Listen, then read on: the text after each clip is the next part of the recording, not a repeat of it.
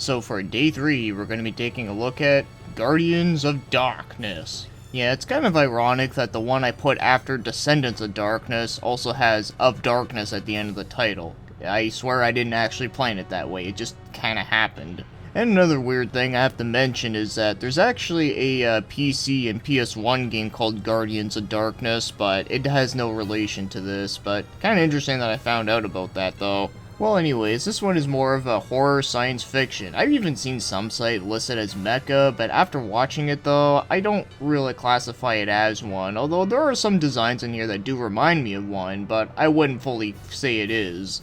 And it's an OVA of only 3 episodes, so it's very short. So with that said, let's just get right to the story. So this one stars 2 main characters being Koichi and Terumi. So they are both high school students, and Terumi is actually being bullied there, saying that she's really ugly, when yet she doesn't look ugly at all, but okay, whatever. So one day, she ends up wanting to go to a cave and to make a prayer with rice, sake, and all this other shit, just so she can be pretty. And the gods listen to her prayer and grant it, but with the cost of a price, being that now she is possessed. So she ends up getting some really weird powers where she ends up like killing a bunch of things for no reason. And the character Koichi ends up also getting possessed, but for a different reason. For that whenever the dragon god has been risen on Earth, then he will actually get a special power from Susanoo. So the reason why he gets this power is because one of his ancestors also had that power many years ago, but he never fully completed it, and therefore it was always lying within his bloodline.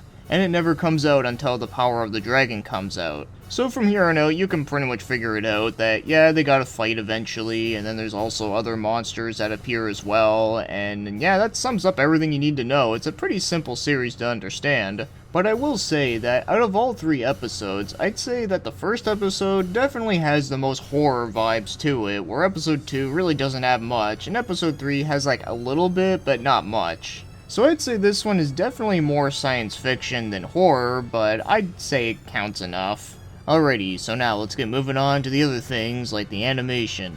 So I will say right off the bat that I really do love the art direction and the character designs, they're really great. So you get a lot of nice backgrounds, I do like the art style, and like I said, the character designs, well more in this case, the monster designs are pretty fucking badass. So the first form that Koichi gets into actually kind of reminds me of something out of Guyver mixed with Icer 1, which is pretty great. But then when he gets to the second form, which is like really huge, this one actually looks pretty dope. I really love this one a lot. It kind of reminds me of like Mazinger Z a little bit. But all the other ones you see are also pretty great looking as well, and I really don't have any complaints about that. But as good as all this sounds though, is the animation flow, is that any good? Well, it's kind of weird how it works in this series. So the first episode, I can say, is definitely the best animated one. Like, I actually think it's pretty good. But then you get to episode 2, and then you realize that it just doesn't seem to be nearly as good as what the first episode was. And then episode 3 is like,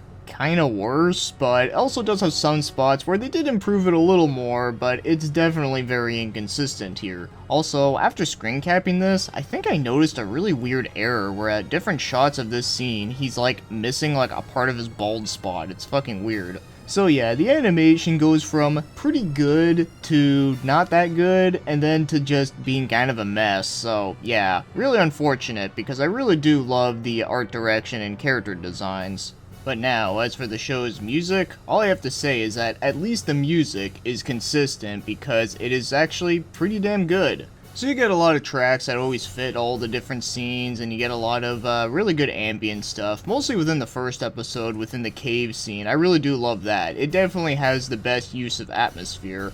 And all the songs that play throughout the action scenes are pretty cool. I like them, although they're not like the most memorable, but they're pretty good. And of course the other song that's in the first episode when everything is daytime and it's normal, that song was actually pretty damn catchy. So overall, I'd say that the music was actually pretty good. So now, as for the show's voice acting, okay, so because this is a 3-episode series, this is what I did.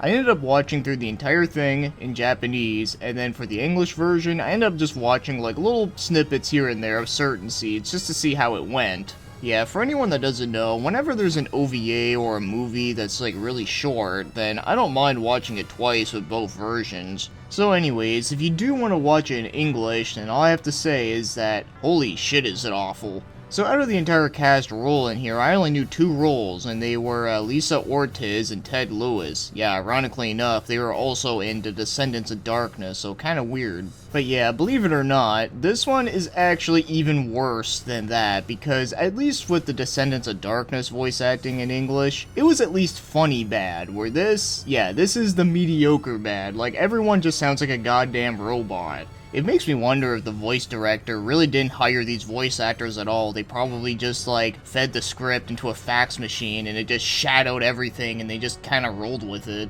So yeah, if you do want to watch this one to take it seriously, just stick with the Japanese version. The English version is just so bad. To be honest, I would actually take the voice acting within The Descendants of Darkness more so, because at least it was kind of fun, where this was just not.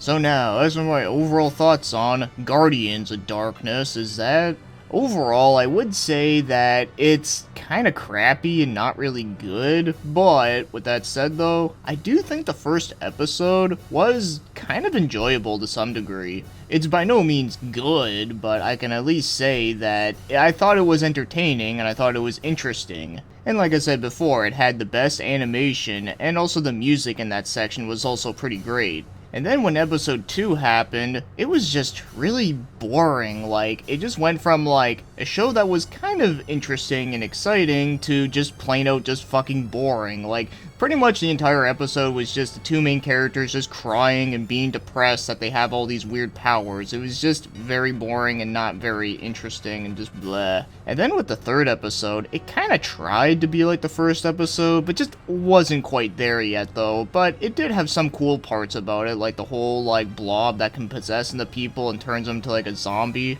And the fighting at the end of that one was kind of cool. At least it was animated a lot better than the fight scene at the end of the 2nd episode. But yeah, knowing all this, yeah, the story was kind of a hit and miss for me. Like, some parts were kind of interesting and cool, then others were just either really boring and uninteresting. It was just so weird. So when it comes to recommendations, yeah, I, for the most part, wouldn't really recommend it unless you were, like, really curious and bored. But if you're like me and you thought that the designs in it were just sick as fuck and you were curious, then I would say just stick to watching the 1st episode, see where that takes you, and if you kind of enjoy it, even for what it is, then skip episode 2, it's just lame sauce, you're not missing much, and then go to episode 3 and see how you feel about it there.